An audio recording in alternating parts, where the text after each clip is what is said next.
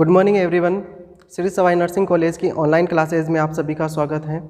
अपन बात कर रहे थे अबनॉर्मलिटीज़ ऑफ एमनियाज के बारे में बात कर रहे थे, ठीक है। प्रीवियस लेक्चर के अंदर मैंने आपको ओलिगो हाइड्रो एमनियाज के बारे में बता दिया था, ठीक है। अगर किसी ने भी वो वीडियो नहीं देखा हो तो ज़रूर उस वीडियो को देखें। आज अपन डिस्कस करेंगे पॉलीहाइड्रो एमनियाज के बारे में, ठीक है। तो पॉलीहाइड्रो एमनियाज क्या होता है? देखो, पॉली जो वर्ड आता है वो किसके लिए आता है? एक्सेस है, ठीक है। हाइड्रो वर्ड है वो किसके लिए आता है? वाटर या फ्लूइड बोल सकते हैं। और जो एमनियोज वर्ड है वो किसके लिए आया है? एमनियोटिक फ्लूइड के लिए। एमनियोटिक फ्लूइड यानी एमनियोटिक जो फ्लूइड है अगर उसका लेवल क्या हो गया है? एक्सेस हो गया है या इंक्रीज हो गया है, ठीक है, ज़्यादा हो गए हैं। कहाँ पे? यूट्रस के अंदर। अगर यूट्रस के अंदर बेबी के चारों तरफ जो फ्लूइड है एमनियोटिक फ्लूइड, उसका अगर लेवल क्या हो गया है? एक्सेस हो गया है या इंक्रीज हो गया है, उस कंडीशन को अपन क्या बोलते हैं? पॉलीहाइड्रो एमनियाज बोलते हैं, ठीक है। अब लेवल जो एक्सेस हुआ है वो कितना हुआ है, ठीक है, कौन सी एग्जैक्ट अपन इसकी डेफिनेशन है वो क्या बताएंगे पॉलीहाइड्रो एमनियाज की? तो देखो, अगर amniotic fluid level more than 2000 ml, अगर कितना हो गया है? मोर देन 2000 ml हो गया, या अपन बोल सकते हैं मोर देन 2 लीटर। 2 लीटर से अगर ज़्यादा हो गया है किसका अमाउंट? एमनियोटिक फ्लूइड का, ठीक है। एक तो ये condition. Second, AFI amniotic fetal index more than 25 centimetre. अगर कितनी है? मोर देन 25 सेंटीमीटर है, ठीक है। एक तो ये कंडीशन, और HDP single deepest pocket more than 8 centimetre. कितनी है? अगर 8 सेंटीमीटर से ज़्यादा है, मोर देन 8 सेंटीमीटर। अगर ये तीनों कंडीशन आपको देखने को मिल रही है तो उस कंडीशन को अपन क्या बोलेंगे?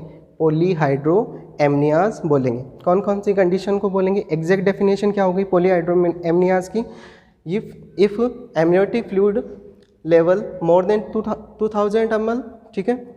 एमनियोटिक फ्लूइड इंडेक्स AFI मोर देन 25 सेंटीमीटर, ठीक है। और HDP single deepest pocket more than 8 centimetre. अगर ये तीनों कंडीशन अगर आपको एक साथ देखने को मिल रही है तो उस कंडीशन को अपन क्या बोलेंगे? पॉलीहाइड्रो एमनियाज। यानी क्या हुआ है? मदर के अंदर पॉलीहाइड्रो एमनियाज की कंडीशन डेवलप हुई। एमनियोटिक फ्लूइड इंडेक्स और HDP जो मैंने आपको ओलिगोहाइड्रो एमनियाज बताया था प्रीवियस वीडियो के अंदर, उसके अंदर मैंने इनका कंप्लीट एक्सप्लेनेशन दे दिया है, ठीक है। आप उस वीडियो को ज़रूर देखें, ठीक है। तो ये हुआ किसके बारे में? एमनियोटिक पॉलीहाइड्रो एमनियाज के बारे में, ठीक है। नेक्स्ट अपन बात करते हैं इसकी। अगर जो अगर HDP को अपन देखें यानी ग्रेड के अकॉर्डिंग अगर इसको देखें पॉलीहाइड्रो एमनियाज को, तो कैसे पता लगाएंगे? देखो, ग्रेड ऑफ पॉलीहाइड्रो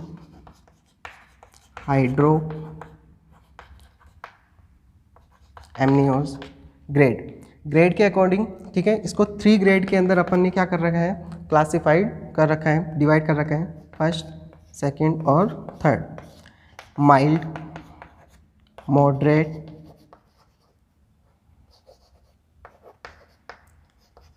और सीवियर।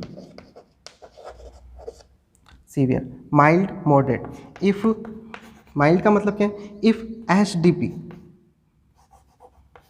इफ HDP यानी जो सिंगल डिपेस्ट पॉकेट है वो कितना हो? 8 to 11 सेंटीमीटर, ठीक है। तब तो वो कौन सी कंडीशन होगी? माइल्ड पॉलीहाइड्रो एमनियाज की, ठीक है। अगर कितना हो? मॉडरेट HDP हो, ठीक है। इफ HDP कितना हो? 12 to 15 सेंटीमीटर। कितना हो? 12 to 15 सेंटीमीटर। तो वो कौन सा होगा? मॉडरेट पॉलीहाइड्रो एमनियाज बोलेंगे, ठीक है। सीवियर किससे बोलेंगे? इफ HDP कितना हो? सिंगल डिपेस्ट पॉकेट कितना हो? मोर देन 16 सेंटीमीटर, ठीक है। तो उस कंडीशन को अपन क्या बोलेंगे? सीवियर पॉलीहाइड्रोएमनियाज। जो माइल्ड जो HDP है, माइल्ड है, वो कितने परसेंट केसेज, 80% केसेज के अंदर आपको देखने को मिलेगा। ठीक है, ये जो है 15% केसेज के अंदर आपको देखने को मिलेगा, और जो सीवियर जो टाइप का है वो 5%, सिर्फ 5% केसेज के अंदर आपको देखने को मिलेगा। ठीक है, यानी जो पॉलीहाइड्रोएमनियाज की कंडीशन है, यानी वो HDP, अगर इसका HDP के अकॉर्डिंग अपन इसको डिवाइड करें तो 3 भागों के अंदर इसको डिवाइड कर सकते हैं, 3 टाइप्स के अंदर, माइल्ड, मॉडरेट और सीवियर। ठीक है, अगर HDP यानी सिंगल डिपेस्ट पॉकेट का जो लेवल है वो कितना होगा, सिंगल डिपेस्ट पॉकेट है वो कितना होगा, 8 to 11 सेंटीमीटर। ठीक है, 8 to 11 सेंटीमीटर है। सबसे ज़्यादा जो HDP या पॉलीहाइड्रोएमनियाज की जो कंडीशन है उसके अंदर अगर HDP अगर अपन देखेंगे तो सबसे ज़्यादा जो मिलेगी 80% केसेस के अंदर वो कौन सी किस टाइप की मिलेगी, माइल्ड HDP मिलेगी। ठीक है, 15% केसेस के अंदर कौन सी मिलेगी, मॉडरेट HDP मिलेगी, और 5% केसेस के अंदर कौन सी मिलेगी, सीवियर जो टाइप के HDP है वो देखने को मिलेगी। कौन सी कंडीशन के अंदर, पॉलीहाइड्रोएमनियाज की कंडीशन के अंदर। ये सबसे जो माइल्ड वाली है वो क्या होती है, सबसे ज़्यादा देखने को मिलेगी। यानी जो HDP है वो सब ज़्यादातर जो वुमेंस हैं उनके अंदर कहाँ तक देखने को मिल सकती हैं, 8 सेंटीमीटर से ज़्यादा होनी चाहिए HDP। ठीक है, तब अपन क्या बोलेंगे, पॉलीहाइड्रोएमनियाज। तो कितनी होगी, 8 to 11, यानी माइल्ड टाइप की HDP होगी, उसे अपन क्या बोलेंगे, पॉलीहाइड्रोएमनियाज। सबसे ज़्यादा जो केसेज है वो इसी के ही देखने को मिलते हैं। उसके बाद में 15% केसेस मॉडरेट के, और 5% केसेस के अंदर सीवियर पॉलीहाइड्रोएमनियाज HDP आपको देखने को मिलेगी। ये हुआ किसके बारे में, इसके ग्रेड के बारे में। ठीक है, नेक्स्ट अपन बात करते हैं इसके कॉजेज के बारे में। कॉजेज, पॉलीहाइड्रोएमनियाज का कॉजेज क्या है, किस कारण पॉलीहाइड्रोएमनियाज की कंडीशन होती है। नेक्स्ट देखो कॉजेज,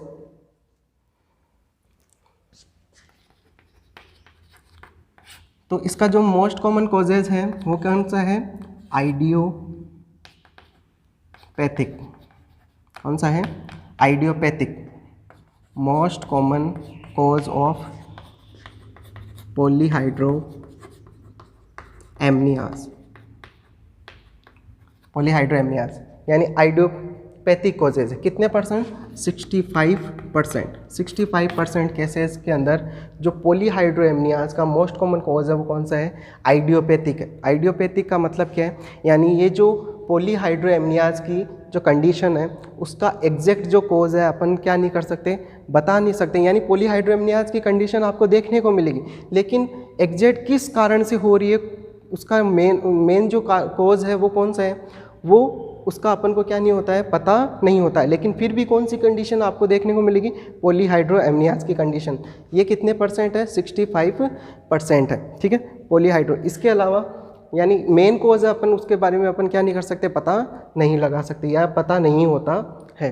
ठीक है, नेक्स्ट इसके अलावा अपन अदर कोजेज के अंदर जैसे फीटल कोजेज की बात करें, फीटल कोजेज, जो फीटल कोजेज हैं इसके अंदर ये कितने परसेंट के अंदर देखने को मिल सकता है, सिर्फ 20%। यानी 20% के कोजेज, फीटस के ऐसे कोजेज होंगे 20%, जिसके अंदर आपको कौन सी कंडीशन देखने को मिल सकती है, पॉलीहाइड्रोएमनियाज की कंडीशन है वो देखने को मिल सकती है। तो फीटल कोजेज के अंदर ऐसा क्या क्या होगा, कौन कौन से कोजेज हो सकते हैं, तो देखो oesophageal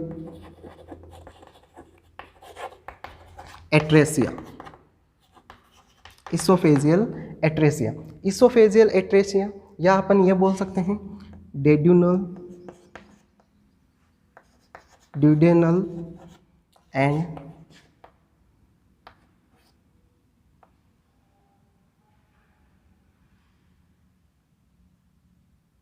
jejunal atresia, duodenal and jejunal atresia. ठीक है, इन दोनों ही के कारण कौन सी कंडीशन हो सकती है, पॉलीहाइड्रोएमनियाज की कंडीशन हो सकती है।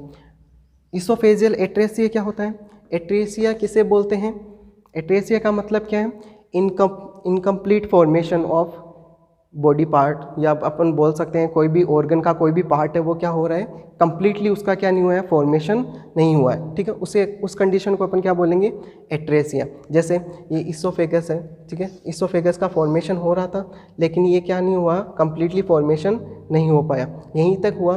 ये नेक्स्ट इसोफेगस, यानी ये क्या हो गया यहाँ पे, कंप्लीटली इनका क्या हुआ, कनेक्शन नहीं हुआ, ठीक है, यहीं पे ये क्या हो गई, रुक गई, ठीक है। इसोफेगस इसका कंप्लीटली फॉर्मेशन नहीं हुआ तो ये क्या बन गया, एक ब्लैंक पाउच बन गया, ठीक है, किसका, इसोफेगस। तो इस कंडीशन को क्या बोलते हैं, इसोफेजियल एट्रेसिया, ठीक है। तो इस इसोफेजियल एट्रेसिया की वजह से कौन सी कंडीशन होती है, पॉलीहाइड्रोएमनियाज की। इसोफेजियल एट्रेसिया की वजह से कैसे होती है आपको पता है, तो बेबी है वो कहाँ पे, यूट्रस के अंदर है, उसके चारों तरफ जो फ्लूइड है वो कौन सा है, एमनियोटिक फ्लूइड है, ठीक है। तो पॉलीहाइड्रोएमनियाज की कंडीशन कैसे होगी, बेबी को किसकी सप्लाई हो रही है, देखो जो बेबी को जितना भी न्यूट्रिशन वगैरह है वो सारा कहाँ से मिलता है, प्लेसेंटा से मिलता है। जैसे मान लो ये है, ये मान लो ये क्या है, प्लेसेंटा है, ठीक है, यहाँ पे यूट्रस है, ये यूट्रस है, यहाँ पे अंदर क्या है, बेबी है, ठीक है, अंदर की तरफ बेबी है, सॉरी यहाँ पे बना लेते हैं, ये प्लेसेंटा होगी, ये मान लो प्लेसेंटा लगी हुई है, ठीक है, यहाँ से ये अम्बिलिकल कॉर्ड है जो बेबी से कनेक्टेड है, ये बेबी से क्या है, कनेक्टेड है, यहाँ पे प्लेसेंटा लगी हुई है, ठीक है। तो जितना भी सप्लाई हो रहा है, जितना भी न्यूट्रिशन, ठीक है, जो भी न्यूट्रिशन वगैरह है वो सप्लाई हो रहा है, वो किससे हो रहा है, प्लेसेंटा से अम्बिलिकल कॉर्ड के थ्रू बेबी को क्या हो रहा है, सप्लाई हो रहा है। इसके चारों तरफ क्या है, एमनियोटिक फ्लूइड है, ठीक है, बेबी के चारों तरफ क्या है, यहाँ पे एमनियोटिक फ्लूइड है, ठीक है। अब क्या हो गया है, बेबी के अंदर कौन सी प्रॉब्लम आ गई है, बेबी के अंदर इसोफेजियल एट्रेसिया, यानी जो इसोफेगस है उसका क्या नहीं हुआ है, कंप्लीट फॉर्मेशन नहीं हुआ है, ठीक है। अगर इस कंप्लीट फॉर्मेशन नहीं हुआ है तो इसका मतलब क्या होगा, जो यहाँ पे जो एमनियोटिक फ्लूइड है, यहाँ पे जो एमनियोटिक फ्लूइड है यूट्रस के अंदर, वो क्या नहीं करेगा, बेबी अब एंगल्फ नहीं कर पाएगा, नहीं कर पाएगा, क्योंकि कौन सी कंडीशन है, एट्रेसिया की कंडीशन। तो फ्लूइड है अगर एंगल्फ नहीं कर पाएगा, तो एंगल्फ नहीं करेगा तो यहाँ से जो फ्लूइड है, जो एमनियोटिक फ्लूइड है वो क्या, उसका क्या नहीं हो पाएगा, कंजप्शन नहीं हो पाएगा। और प्लेसेंटा से जो न्यूट्रिशन वगैरह जो फ्लूइड आ रहा है उसका क्या होता रहेगा, किडनी क्या करती रहेगी, फॉर्मेशन करती रहेगी। एक तो कंजप्शन नहीं हो रहा है और किडनी भी क्या करती जा रही है, फॉर्मेशन करती जा रही है। तो यहाँ पे किसका लेवल बढ़ जाएगा, यहाँ पे एमनियोटिक फ्लूइड है उसका लेवल क्या हो जाएगा, इंक्रीज हो जाएगा। और कौन सी कंडीशन आपको देखने को मिलेगी, पॉलीहाइड्रोएमनियाज की कंडीशन देखने को मिलेगी। ऐसे ही किसके अंदर होगा, डेड्यूनल और जेजुनल, जेजुनल के अगर क्या हो जाए, एट्रेसिया हो जाए, ठीक है, यानी स्टोमक से आगे वाला जो पार्ट है, जो स्मॉल इंटेस्टाइन है, स्मॉल इंटेस्टाइन के 3 पार्ट होते हैं, कौन कौन से, डेड्यूनल, जेजुनल और इलियम, ठीक है। अगर इनमें से किसी में भी क्या हो गया, एट्रेसिया हो गया, यानी आगे फॉर्मेशन नहीं हुआ है, तो भी क्या होगा, जो फ्लूइड है वो क्या नहीं हो पाएगा, यहाँ पे कंजप्शन है उसका लेवल क्या हो जाएगा, थोड़ा बहुत तो होगा लेकिन क्या होगा, कंजप्शन कम होगा, ठीक है। कम होने की वजह से यहाँ पे फ्लूइड का लेवल क्या हो जाएगा, इंक्रीज हो जाएगा। और कौन सी कंडीशन आपको देखने को मिलेगी, पॉलीहाइड्रोएमनियाज की कंडीशन है वो आपको देखने को मिलेगी। किसके अंदर, दोनों ही कंडीशन के अंदर, इसोफेजियल एट्रेसिया और ड्यूडेनल जेजुनल एट्रेसिया के अंदर, ठीक है। इसके अलावा आपको और कौन सा कॉज देखने को मिल सकता है, मल्टीपल प्रेगनेंसी,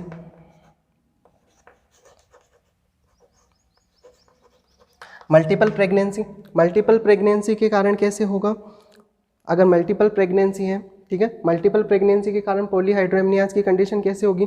अब देखो यहाँ पे एक बेबी था तो जितना एमनियोटिक फ्लूइड बन रहा था, अब यहाँ पे क्या हो गया, बेबी कैसे हो गए, 2 हो गए, यानी प्रेगनेंसी कैसी है, मल्टीपल है, यानी एक से ज़्यादा बेबी है, तो किडनीज़ का तो 2 किडनीज़ हो गई, यानी एक के अंदर 2 किडनी है, यानी 4 किडनीज़ हो गई। अब जितना एमनियोटिक फ्लूइड पहले बन रहा था उससे क्या बनेगा, डबल बनेगा, क्योंकि बेबी कितने हैं, 2 है, तो एमनियोटिक जो यूरिन का फॉर्मेशन है वो भी कैसा होगा, डबल होगा। अगर एमनियोटिक फ्लूइड का फॉर्मेशन डबल होगा तो कौन सी कंडीशन आपको देखने को मिलेगी, पॉलीहाइड्रोएमनियाज की कंडीशन है वो आपको देखने को मिलेगी, ठीक है। इसके अलावा आपको कंजेनाइटल अबनॉर्मलिटीज़ देखने को मिल सकती हैं।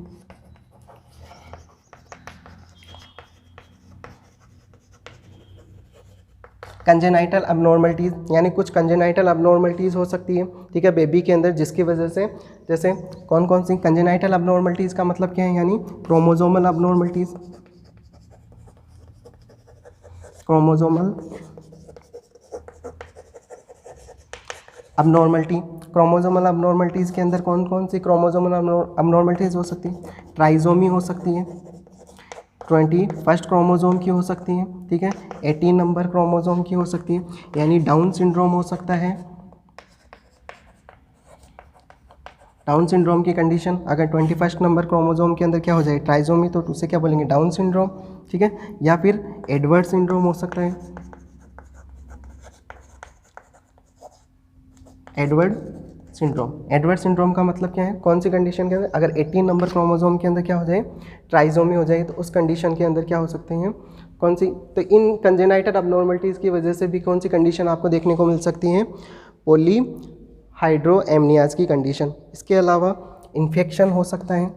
इन्फेक्शन अगर यूट्रस के अंदर या बेबी के अंदर अगर कहीं पे भी इन्फेक्शन की कंडीशन है तो उसकी वजह से हो सकता है। या एनेंसिफेली हो, बेबी के अंदर क्या कौन सी कंडीशन हो? एनेंसिफेली। अगर एनेंसिफेली की कंडीशन हो, एनेंसिफेली का मतलब क्या है? Under development of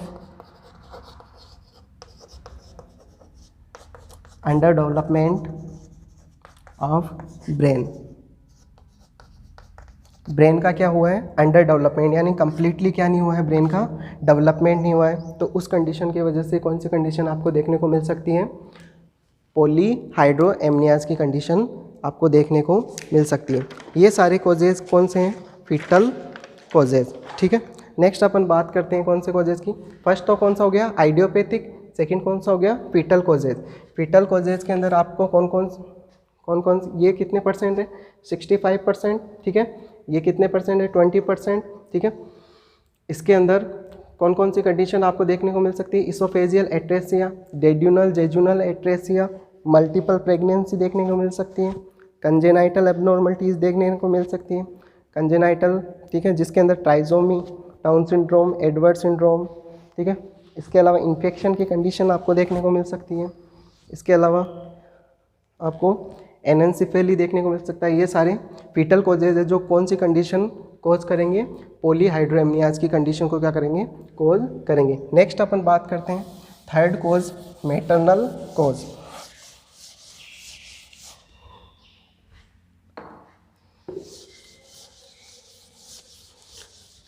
maternal cause, जो मैटरनल कॉज है उसके अंदर मेनली कौन सा हो सकता है? डायबिटीज़ मेलाइटस की कंडीशन आपको देखने को मिल सकती है। थर्ड नंबर जो कॉज है मैटरनल कॉज। मैटरनल कॉज के अंदर जो मोस्ट कॉमनली देखने को मिलेगा वो कौन से हैं? Diabetes mellitus. डायबिटीज़ मेलाइटस की कंडीशन, डायबिटीज़ मेलाइटस के अंदर क्या होता है? इसके अंदर इंक्रीज ब्लड शुगर लेवल, ठीक है, इन मदर के ब्लड के अंदर क्या, मदर के जो ब्लड के अंदर शुगर लेवल है वो क्या हो जाएगा? इंक्रीज हो जाएगा। अगर mother blood sugar level increase हो जाएगा तो उसकी वजह से क्या होगा? Increase fetal blood sugar level. Fetal blood sugar है वो किसके अंदर इंक्रीज हो जाएगा? फीटल के अंदर, यानी बेबी के अंदर भी किसका लेवल इंक्रीज हो जाएगा? शुगर का लेवल है वो क्या हो जाएगा? ब्लड शुगर लेवल है वो क्या हो जाएगा? इंक्रीज। किसके वजह से? वाया ब्लड की वजह से, ठीक है, क्योंकि जो भी न्यूट्रिशन वगैरह जा रहा है वो कहाँ से जा रहा है? सारा मदर से जा रहा है, मदर से सप्लाई हो रही है, ठीक है। तो शुगर है वो भी क्या हो जाएगा? सप्लाई होगा किसको? बेबी को, ठीक है। तो बेबी के ब्लड के अंदर भी किसका लेवल इंक्रीज हो जाएगा? यहाँ पे शुगर का लेवल है, यानी ब्लड शुगर का लेवल है वो क्या हो जाएगा? इंक्रीज हो जाएगा। अगर बेबी के अंदर ब्लड शुगर का लेवल इंक्रीज होगा तो बेबी के अंदर एक कौन सी अबनॉर्मलिटीज़ देखने को मिलेगी आपको? कौन सा? डायूरेसिस। क्या होगा? Abnormal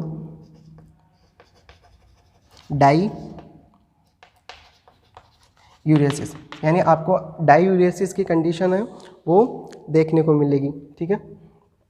sorry, fetal diuresis. Fetal diuresis, यानी बेबी के अंदर कौन सी कंडीशन देखने को मिलेगी, डायूरेसिस की कंडीशन है वो देखने को मिलेगी। डायूरेसिस का मतलब क्या होता है, एक्सेस फॉर्मेशन की जगह प्रोडक्शन, वर्ड यूज में लो, प्रोडक्शन ऑफ यूरिन, यूरिन का एक्सेस प्रोडक्शन होगा, ठीक है। किडनीज है वो क्या करेगी, यूरिन का ज़्यादा प्रोडक्शन करेगा, यानी डायूरेसिस की कंडीशन। अगर ज़्यादा यूरिन का प्रोडक्शन होगा तो उसकी वजह से क्या होगा, यूरिन का जो फॉर्मेशन है वो एक्सेस होगा, यानी एक्सेस प्रोडक्शन ऑफ यूरिन। अगर यूरिन का प्रोडक्शन वो ज़्यादा होगा तो उसकी वजह से कौन सी कंडीशन आपको देखने को मिलेगी, पॉलीहाइड्रोएमनियास।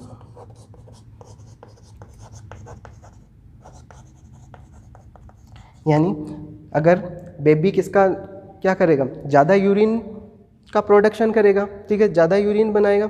अगर ज़्यादा यूरिन बनाएगा तो किसका लेवल बढ़ जाएगा, यूट्रस के अंदर, यूट्रस के अंदर एमनियोटिक फ्लूइड है उसका लेवल, क्योंकि जो मैक्सिमम जो एमनियोटिक फ्लूइड है वो किससे बना होता है, बेबी के यूरिन से बनता है, ठीक है। तो इसका लेवल क्या हो जाएगा, अगर ज़्यादा होगा डायूरेसिस की वजह से, तो कौन सी कंडीशन आपको देखने को मिलेगी, पॉलीहाइड्रोएमनियास की कंडीशन आपको देखने को मिलेगी, ठीक है। इसके अलावा ये तो हो गया कौन सा, मोस्ट कॉमन कॉज कौन सा हो गया, मदर के अंदर डायबिटीज़ मेलाइटस, जिसकी वजह से क्या हो रहा है, कौन सी कंडीशन आपको देखने को मिल रही है, पॉलीहाइड्रोएमनियास की कंडीशन, ठीक है। नेक्स्ट बात करते हैं अपन इसके साइन एंड सिम्टम्स के बारे में। ये जो मेटरनल जो कोज है वो कितने % होता है, 15%, ठीक है। मैंने आपको बताया था आइडियोपैथिक हो रहा था कितने %, 65%, ठीक है। आइडियोपैथिक कोज था, ठीक है। सेकंड मैंने आपको बताया था फीटल कोजेस कितना % था, 20%, और जो मेटरनल कोज है वो कितना है, 50%, यानी 100% होता, ठीक है। तो ये क्या हो गया, कोजेस। नेक्स्ट अपन बात करते हैं इसके साइन एंड सिम्टम्स के बारे में। कौन कौन से साइन एंड सिम्टम्स आपको देखने को मिलेंगे, तो साइन एंड सिम्टम्स कौन कौन से देखने को मिलेंगे। फर्स्ट, मैटरनल डिस्निया, मदर के अंदर क्या होगी, डिस्निया की कंडीशन। डिस्निया का मतलब क्या होता है, शॉर्टनेस ऑफ ब्रीथिंग, या अपन बोल सकते हैं डिफ़िकल्टी इन ब्रीथिंग, यानी सांस लेने के अंदर क्या होगी, दिक्कत होगी मदर को। क्यों होगी, क्योंकि क्या हो रहा है, पॉलीहाइड्रोएमनियास हो रहा है। पॉलीहाइड्रोएमनियास का मतलब यूट्रस के अंदर क्या हो रहा है, किसका लेवल बढ़ रहा है, फ्लूइड का लेवल बढ़ेगा, तो यूट्रस की साइज़ है वो क्या होगी, इंक्रीज होगी, तो वो किसको कंप्रेस करेगी, जो डायफ्राम है उसको क्या करेगी, कंप्रेस करके, उसकी वजह से जो लंग्स है वो भी क्या होंगे, कंप्रेस होंगे, तो उसकी वजह से मदर के अंदर कौन सी कंडीशन आपको देखने को मिल सकती है, डिस्निया की कंडीशन, यानी मदर क्या नहीं ले पाएगी, अच्छे से ब्रीथिंग नहीं कर पाएगी, यानी शॉर्टनेस ऑफ ब्रीथिंग की कंडीशन है वो आपको देखने को मिलेगी, ठीक है, फर्स्ट साइन। इसके अलावा और क्या होगा, इंक्रीज फंडल हाइट,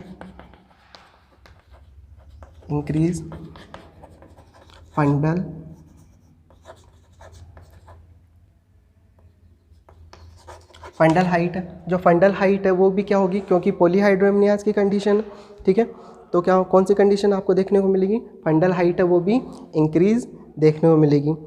इसके अलावा not audible fetal heart sound properly, और अपन पॉलीहाइड्रोएमनियास की वजह से जो फीटल हार्ट साउंड है उसको अपन क्या नहीं कर सकते हैं, प्रॉपरली ऑडिबल नहीं कर सकते, नहीं सुन सकते, क्योंकि फ्लूइड का लेवल है वो क्या हो रहा है, ज़्यादा हो रहा है, ठीक है, एक ही कंडीशन। इसके अलावा आपको एडिमा देखने को मिल सकता है, लेग एडिमा,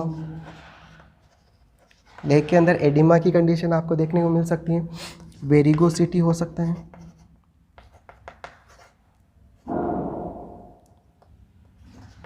वेरिगोसिटी की कंडीशन आपको देखने को, यानी जो वेरिगोज वेन है उसका क्या हो जाएगा, अब नॉर्मल डायलेटेशन आपको यहाँ पे देखने को मिल सकता है, वेरिगोसिटी हो सकती है। और haemorrhoids,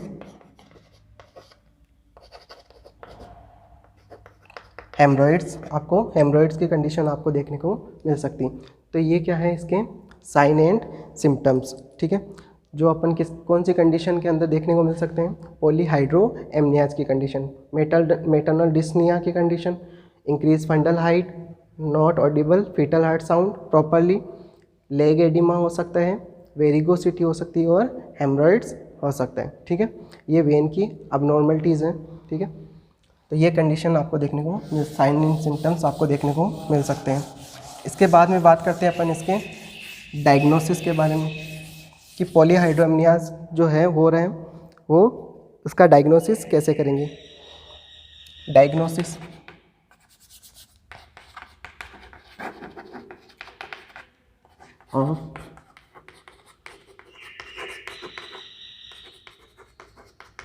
पॉलीहाइड्रोएमनियाज, diagnosis of polyhydramnios. Polyhydramnios के अंदर अपन क्या कर सकते हैं, यूएसजी कर सकते हैं, ठीक है। यूएसजी के अंदर अपन इसके अलावा किसका एमनियोटिक फ्लूइड इंडेक्स का लेवल देख सकते हैं, ठीक है। इसके अलावा HDP, single deepest amniotic fluid index more than 25 centimetre आपको देखने को मिलेगा, ये मोर देन 8 सेंटीमीटर आपको देखने को मिलेगा, एचडीपी सिंगल डिपेस्ट पॉकेट, ठीक है। इसके अलावा अपन और क्या कर सकते हैं, ट्विंस प्रेगनेंसी तो नहीं है, उसका अपन क्या कर सकते हैं, पता लगा सकते हैं, किसके द्वारा, यूएसजी के द्वारा। यानी मेनली अपन क्या करेंगे, यूएसजी करेंगे। यूएसजी के अंदर एएफआई देख सकते हैं, एमनियोटिक फ्लूइड इंडेक्स कितना है, मोर देन 25 सेंटीमीटर है। एचडीपी देखेंगे, मोर देन 8 सेंटीमीटर है, ठीक है। या ट्विंस प्रेगनेंसी है, कौन सी कंडीशन है, इनके द्वारा यानी यूएसजी के द्वारा अपन क्या कौन सी कंडीशन का पता लगा सकते हैं, पॉलीहाइड्रोएमनियाज की कंडीशन का पता लगा सकते हैं, ठीक है। ये है इसके डायग्नोसिस, ठीक है। नेक्स्ट अपन बात करते हैं इनके कॉम्प्लिकेशंस के बारे में, ठीक है, कि पॉलीहाइड्रोएमनियाज है उसके कॉम्प्लिकेशन कौन कौन से हैं।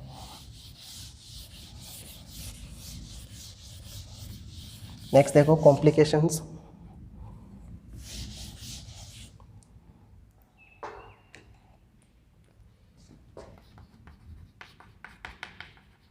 Complication of polyhydramnios. पॉलीहाइड्रोएमनियाज के कॉम्प्लिकेशन कौन से हैं, इसके अंदर फर्स्ट जो कॉम्प्लिकेशन है मैटरनल कॉम्प्लिकेशन, यानी मैटरनल कॉम्प्लिकेशंस का मतलब क्या है, यानी मदर के अंदर कौन कौन सी कॉम्प्लिकेशंस है वो आपको देखने को मिल सकते हैं। तो देखो माल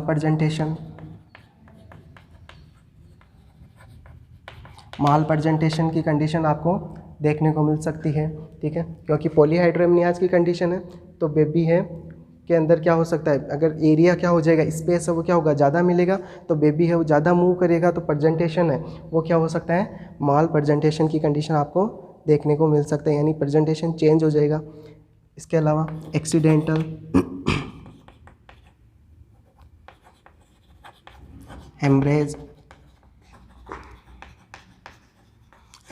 हेमरेज की कंडीशन आपको देखने को मिल सकती है, यानी इंजरी होने के चांसेस, ठीक है।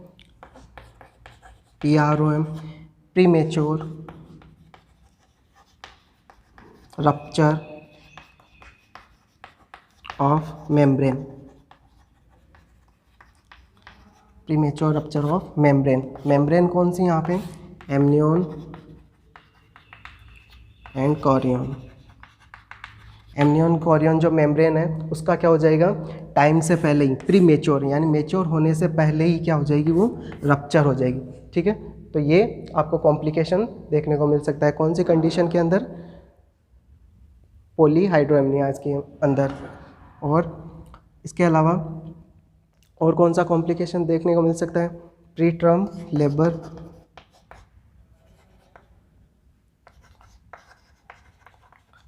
लेबर, ठीक है। यानी प्री टर्म लेबर का मतलब क्या है, टर्म से पहले, यानी नॉर्मल टाइम ड्यूरेशन से पहले ही कौन सी कंडीशन आपको देखने को मिलेगी, लेबर है वो स्टार्ट हो जाएगा, या लेबर की कंडीशन है वो देखने को मिलेगी। ठीक है, इसके अलावा ये तो हो गए कौन से, मैटरनल कॉम्प्लिकेशन। सेकंड बात करते हैं किसके, फीटल कॉम्प्लिकेशन। फीटल कॉम्प्लिकेशन क्या हो सकता है, इन 50% केसेस के अंदर क्या हो सकती है, फीटल डेथ। 50% केसेस के अंदर क्या हो सकती हैं, यानी 50% केसेस के अंदर फीटल कॉम्प्लिकेशन के अंदर बेबी की क्या हो सकती है, डेथ हो सकती है, या फीटल डेथ हो सकती है। इसके अलावा फीटल एनोमलीज हो सकती है।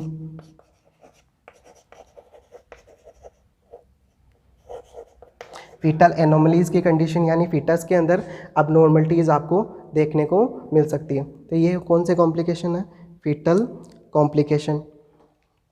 इसके बाद में अपन बात कर रहे हैं ड्यूरिंग लेबर कॉम्प्लिकेशन, मैटरनल और ये फीटल कॉम्प्लिकेशन, यानी जब मदर कौन सी कंडीशन के अंदर है, लेबर की कंडीशन के अंदर। ठीक है, ड्यूरिंग लेबर कॉम्प्लिकेशन। थर्ड बात करते हैं ड्यूरिंग लेबर कॉम्प्लिकेशन, यानी लेबर के अंदर है मदर, ठीक है, उस दौरान है वो कौन कौन से कॉम्प्लिकेशंस है आपको देखने को मिल सकते हैं। तो कौन कौन से कॉम्प्लिकेशन देखने को मिल सकते हैं, फर्स्ट है PR1 यानी प्रीमेच्योर रप्चर ऑफ मेम्ब्रेन। ठीक है, second increase chances of operative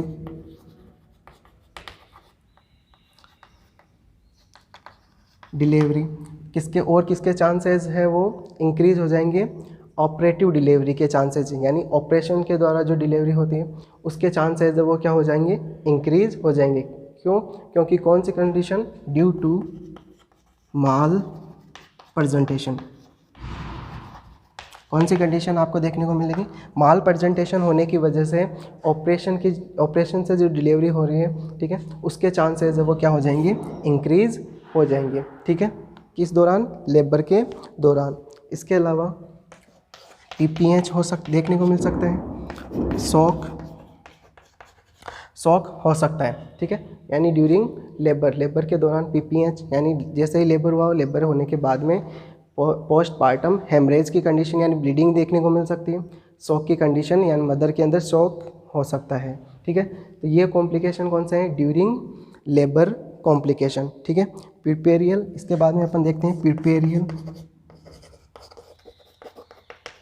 period complication. प्रीपेरियल period के दौरान कौन सा कॉम्प्लिकेशन देखने को मिल सकता है, प्रीपेरियल पीरियड कौन सा होता है, यानी आफ्टर डिलीवरी के बाद में, या अपन बोल सकते हैं exactly after expulsion of placenta के बाद से लेकर के 6 वीक तक का जो पीरियड होता है उस पीरियड को कौन सा बोलते हैं, प्रीपेरियल पीरियड। इसके अंदर आपको कौन सा कॉम्प्लिकेशन देखने को मिल सकता है, सब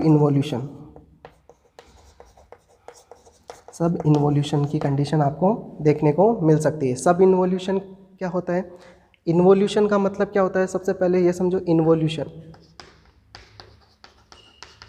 इन्वोल्यूशन, ठीक है, इन्वोल्यूशन किसे बोलेंगे कि प्रेगनेंसी के टाइम में मदर के अंदर जो भी चेंजेस हुए हैं, ठीक है, एनाटॉमिकली और फिजिकली जो भी चेंजेस हुए हैं वो वापस से आफ्टर डिलीवरी होने के बाद में वापस से प्री प्रेग्नेंट स्टेज के अंदर आ जाए। तो उस कंडीशन को, प्री प्रेग्नेंट स्टेज का मतलब क्या है, प्रेगनेंसी से पहले जो मदर थी वैसे के वैसे ही वापस हो जाए, तो उस कंडीशन को अपन क्या बोलते हैं, इन्वोल्यूशन। और इन्वोल्यूशन होता कहाँ पे है, मेनली जो पेल्विक एरिया है, जैसे यूट्रस है, ठीक है, सर्विक्स, वेजाइना, इनके अंदर जो भी चेंजेस हुआ है प्रेगनेंसी के दौरान, जो भी चेंजेस हुआ है वो वापस से प्री प्रेग्नेंट स्टेज के अंदर आ जाए। जैसे प्रेगनेंसी से पहले जैसी एनाटॉमिकल और फिजियोलॉजिकल जो कंडीशन थी मदर की, उसी के अंदर आ जाए, तो उस कंडीशन को क्या बोलते हैं, इन्वोल्यूशन।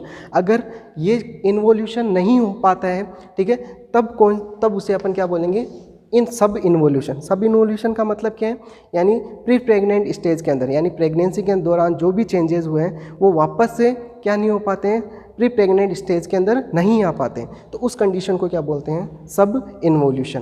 तो पॉलीहाइड्रोएमनियाज है, उसके अंदर क्या होगा, फ्लूइड का लेवल ज़्यादा है, तो स्ट्रेचिंग है वो क्या होगी, यूट्रस की ज़्यादा होगी, यानी ज़्यादा डायलेट होगा, तो ज़्यादा डायलेट होगा तो क्या होगा, सब इन्वोल्यूशन हो सकता है यूट्रस का, यानी वापस से प्री प्रेग्नेंट स्टेज के अंदर आने में थोड़ी दिक्कत हो सकती है। ठीक है, तो कौन सी कंडीशन आपको देखने को मिल सकती है, यहाँ पे सब इन्वोल्यूशन की कंडीशन देखने को मिल सकती है। तो ये है सारे इसके कॉम्प्लिकेशंस, किसके, पॉलीहाइड्रोएमनियाज के। ठीक है, नेक्स्ट ये हो गए सारे इसके कॉम्प्लिकेशंस। नेक्स्ट अपन बात करते हैं इसके ट्रीटमेंट या मैनेजमेंट के बारे में। पॉलीहाइड्रोएमनियाज का ट्रीटमेंट क्या होता है,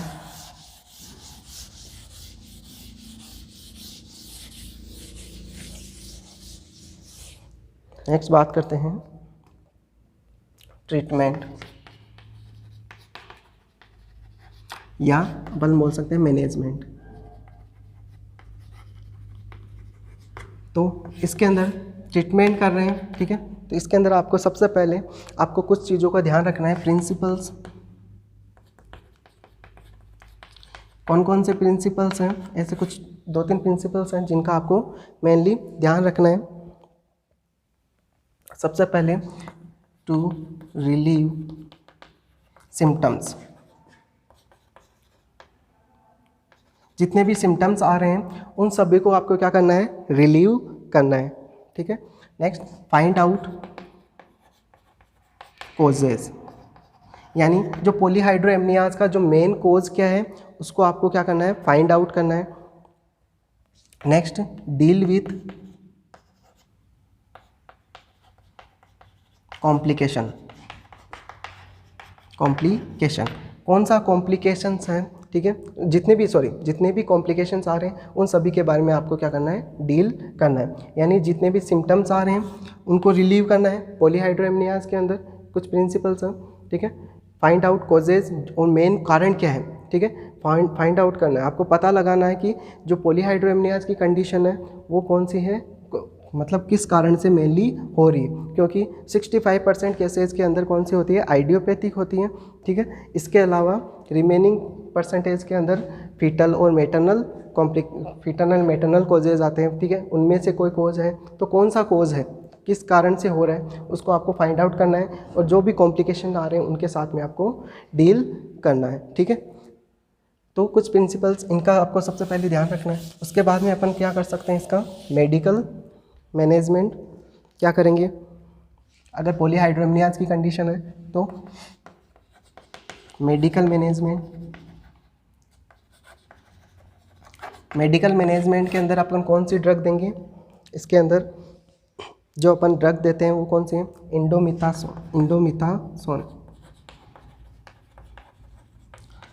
इंडोमेथासोन अपन क्या कर सकते हैं, इंडोमेथासोन थेरेपी दे सकते हैं। क्या देंगे, इंडोमेथासोन देंगे। इंडोमेथासोन थेरेपी कितनी देते हैं, डोज 1.5 to 3 mg पर kg पर डे। कैसे देंगे, 1.5 to 3 मिलीग्राम पर kg पर डे के हिसाब से अपन क्या कर सकते हैं, ये दे सकते हैं इंडोमेथासोन। ठीक है, डोज इतनी देंगे। ठीक है, इसके अलावा ये जो फंक्शन कैसे करेंगे, इंडोमेथासोन है वो क्या फंक्शन करती है, इसका फंक्शन क्या होता है, फंक्शन की बात करें तो ये क्या करेगी, डिक्रीज प्रोडक्शन ऑफ यूरिन, यानी जो प्रोडक्शन है, यूरिन जो प्रोडक्शन है उसको क्या कर देगी, और यूरिन भी कौन सा, फीटल यूरिन,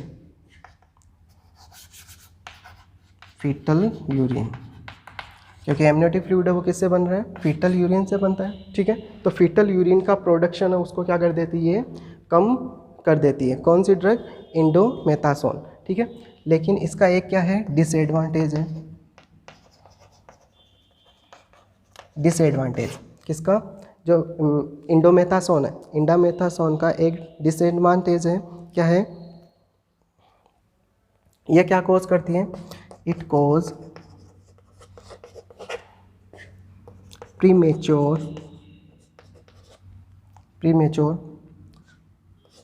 fetal ductus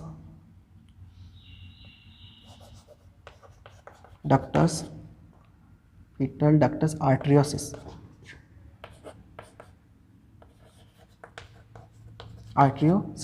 यानी ये क्या कॉज करती है? Premature fetal ductus आर्टरियोसिस।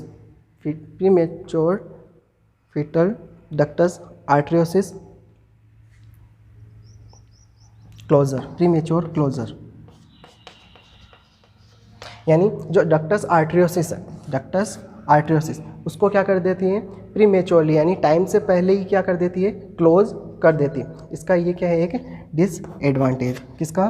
कौन सी ड्रग का? इंडोमेथासोन। ये जो इंडोमेथासोन ड्रग है वो क्या कर देती है? डक्टस आर्टरियोसिस को टाइम से पहले ही क्या कर देती है? क्लोज कर देती है। ठीक है। डक्टस आर्टरियोसिस क्या होता है? डक्टस आर्टरियोसिस के किसे बोलते हैं? यानी जो दो आर्टरीज है उनके बीच के अंदर क्या होता है? कनेक्शन होता है। कब? जब जो फीटस है वो कहाँ पे? ये यूट्रस के अंदर है। ठीक है। उस दौरान दो आर्टरीज का क्या होता है? कनेक्शन होता है। ठीक है। उसे अपन क्या बोलते हैं? डक्टस आर्टरियोसिस। कौन कौन से आर्टरीज? एक तो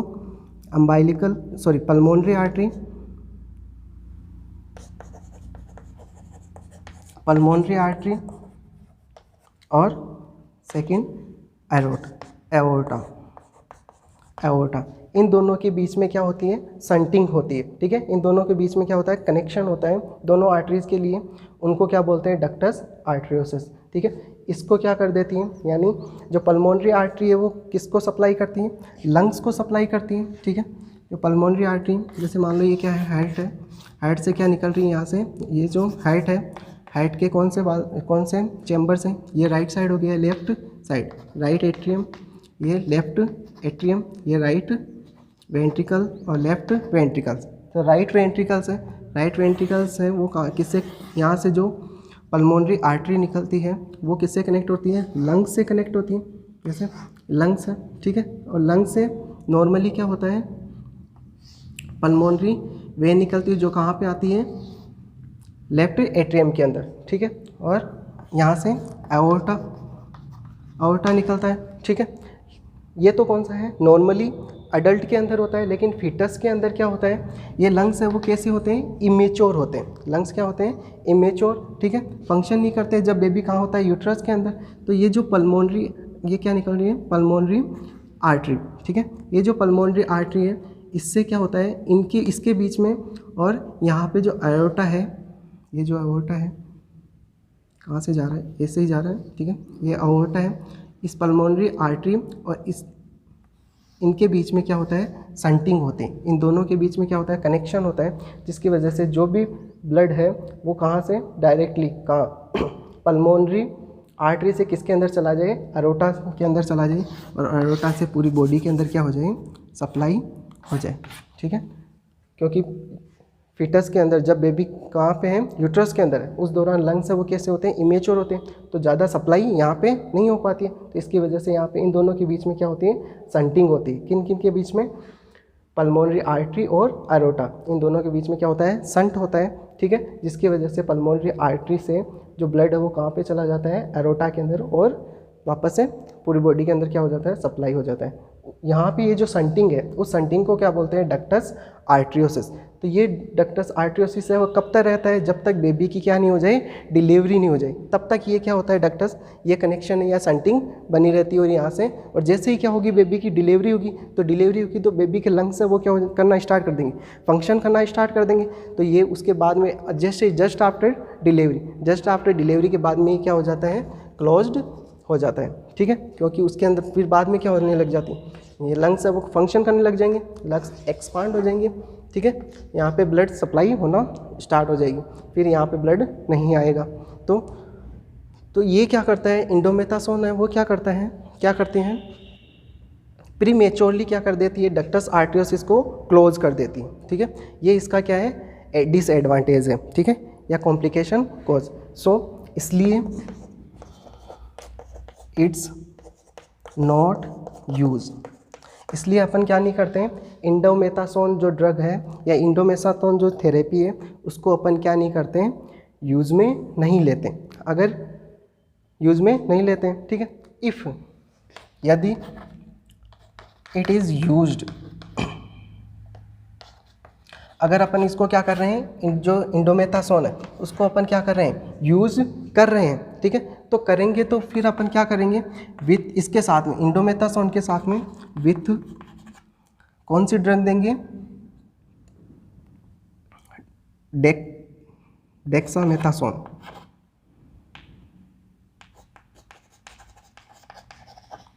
मेथासोन, यानी डेक्सोना देंगे या डेक्सामेथासोन है वो क्या अपन क्या देंगे, ड्रग देंगे। ये जो डेक्सामेथासोन है ये वो क्या करती है, किसके अंदर हेल्प करती है, हेल्प फॉर लंग मैच्योरेशन, यानी ये क्या करेगी, लंग्स को मैच्योर करने में क्या करती है, हेल्प करेगी। मेनली तो अपन क्या नहीं करते, इंडोमेथासोन यूज़ नहीं करते, लेकिन अगर मान लो यूज़ करनी पड़ रही है या यूज़ कर रहे हैं तो अपन किसके साथ में देंगे, डेक्सामेथासोन के साथ में देंगे, यानी डेक्सोना जो ड्रग आती है उसके साथ में अपन देंगे। ये जो डेक्सोना है वो क्या करती है, डेक्सामेथासोन है वो क्या करती है, लो लंग्स को मैच्योर करने में क्या करती है, हेल्प करती है। तो लंग्स है वो क्या हो जाएंगे, मैच्योर हो जाएंगे। तो ये चाहिए अब क्लोज हो, ठीक है। इसका चाहिए डिसएडवांटेज आए, डक्टस आर्टियोसिस वो प्रीमेच्योरली क्लोज हो तो क्या नहीं होगी, कोई किसी भी प्रकार का कोई कॉम्प्लिकेशन नहीं आएगा, ठीक है। तो ये अपन कौन सा मैनेजमेंट कर सकते हैं, इस तरह से मेडिकल मैनेजमेंट कर सकते हैं, ठीक है। इसके अलावा ट्रीटमेंट ऑफ चॉइस की अगर अपन बात करें कि अगर कौन सी कंडीशन है, पॉलीहाइड्रोएमनियाज की कंडीशन,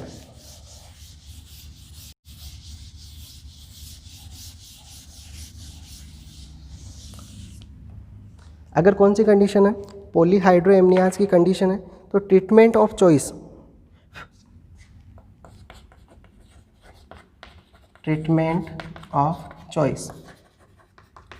ट्रीटमेंट ऑफ चॉइस तो अपन क्या करेंगे, इसके अंदर मेनली एमनियोसेंटेसिस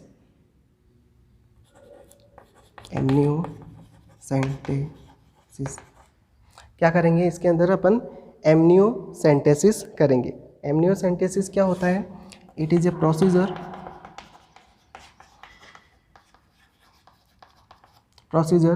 प्रोसीजर है एक, इन विच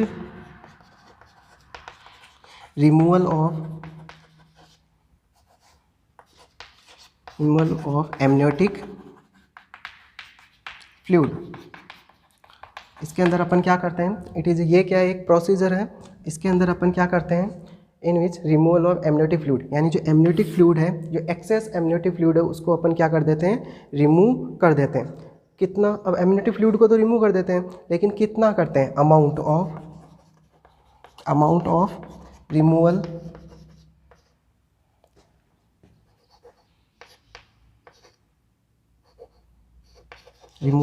कितना फ्लूइड है वो अपन, कितना अमाउंट है वो रिमूव करते हैं। तो कितना करेंगे, 500 ml पर हावर, कितना करेंगे, 500 ml अपन क्या कर सकते हैं पर हावर, यानी 1 घंटे के अंदर सिर्फ और सिर्फ कितना अमाउंट है वो रिमूव करेंगे, 500 ml जो एमनियोटिक फ्लूइड है उसको अपन क्या कर सकते हैं, रिमूव कर सकते हैं। मैक्सिमम कितना कर सकते हैं, मैक्सिमम कितना रिमूव कर सकते हैं, 1500 से 2000 ml, ठीक है। 1 घंटे के अंदर आपको कितना एमनियोटिक फ्लूइड है वो रिमूव कर सकते हैं, 500 ml आप क्या कर सकते हो पर हावरली रिमूव कर सकते हो एमनियोटिक फ्लूइड को। मैक्सिमम आप कितना एमनियोटिक फ्लूइड है वो रिमूव कर सकते हो, 1500 से 2000 ml आप क्या कर सकते हो, एमनियोटिक जो फ्लूइड है उसको रिमूव कर सकते हो, ठीक है। मैक्सिमम अमाउंट, इससे ज़्यादा नहीं करना है। और 1 घंटे के अंदर सिर्फ और सिर्फ कितना करना है, 500 ml, सिर्फ और सिर्फ क्या करना है, 500 ml, ठीक है। ये पूरा क्या है, ये इसके अंदर, किसके अंदर, एमनियोसेंटेसिस के अंदर, ये पूरा टॉपिक पॉलीहाइड्रोएमनियाज के बारे में। आई होप कि आपको समझ में आया होगा। Thank you.